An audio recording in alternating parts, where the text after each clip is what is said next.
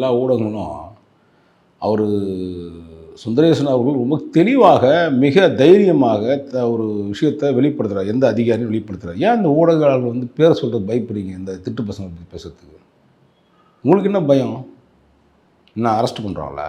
ஜெயிலில் போடுறாங்க பயமா? அவர் யார் மேலே குற்றச்சாட்டு சொன்னார்னு தெரியுமா தெரியாது அவங்களுக்கு? அவர் ஸ்டாலின் நல்லாச்சுன்ட்டார். அது நாசமாக போச்சுன்னு நம்ம தான் தெரியுமே. அது நல்லாச்சியா நல்லா நாசமாக ஆச்சான்னு தெரியும் நமக்கு. டேவிட்சன் தேவாசீர்வாதம் என்னுடைய பிரச்சனைக்கு காரணமாக இருக்கார். உளவுத்துறை ஐஜி செந்தில்வேலன் என்னுடைய பழிவாங்குதல், எஸ்பி ஸ்டாலின் அவர்கள் பழிவாங்குறாரு. இவங்க 3 பேர் சேர்ந்தால் என்னை வந்து ஒழிக்க பார்க்குறாங்க. நான் நேர்மையாக வேலை செஞ்சேன். என் நேர்மை கிடைச்ச பரிசு என்னென்னா இப்போ வந்து அவரை சஸ்பெண்ட் பண்ணியிருக்காங்க. இன்றைக்கி பெரும்பாலும் அதிகாரிகள் வந்து அந்த 96 பேட்சில் தமிழ்நாடு முழுக்க வேலை செய்யணும். ஒரு சில விஷயங்கள் இருக்குங்க. ஒரு சொந்த தொகுதி சொந்த பகுதியில் வேலை செய்ய, சொந்த கிராமத்துக்கு சொந்த ஊர்லேயோ மாவட்டங்களையோ வேலை செய்யக்கூடாதுன்னு போலீஸ் ப்ரொடக்ஷனில் இதில் இருக்குது பிஎஸ்ஓவில். ஆனால் ஒருத்தனை கன்னியாகுமரியில் பிள்ளைங்க படிக்கிறவனை கூட்டு சென்னையில் போடுறீங்க. சென்னையில் இருக்கிறவனை கொண்டு போயிட்டு வந்து நீங்கள் கரெக்டாக தென்காசியில் போடுறீங்க. ராமநாட்டில் இருக்கிறவனை கொண்டு வந்து இங்கே வந்து திருவள்ளூரில் போடுறீங்க. அவன் ஏதாவது பனிஷ்மெண்ட்டு தப்பு செஞ்சிருந்தான்னா ஓகே.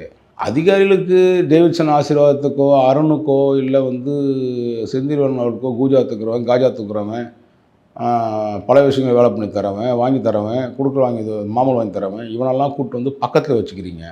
சுந்தரேசன் மட்டும் பாதிக்கப்படலை. அது மாதிரி பல ஆயிரக்கணக்கான காவலர்கள், காவல்துறை எஸ்ஐலேருந்து இன்ஸ்பெக்டர்லேருந்து டிஎஸ்பி வரையும் பாதிக்கப்பட்டிருக்கான். ஏன் ஐபிஎஸ் ஆஃபீஸரே பாதிக்கப்பட்டிருக்காரு.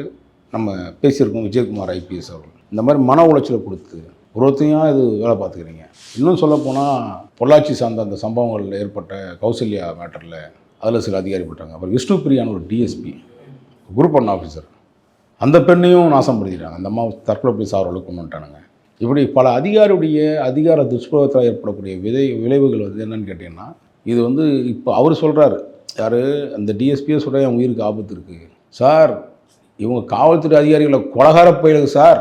அவருக்கு தெரியும் எப்படி விஜயகுமாரை கொண்டானுங்க, எப்படி விஷ்ணுபிரியாவை கொண்டாங்க, ரவுடி பயில எப்படிலாம் கொண்டானுங்க காசை வாங்கிட்டு. அவருக்கு தெரியாதா? அந்த நபர் வந்து சென்னையில் மட்டுமல்ல தமிழ்நாடு முழுக்க பல நல்ல பதவியில் நல்ல துறையில் வந்து நல்ல விஷயங்களை செஞ்சுருக்காரு சார் அந்த அதிகாரி.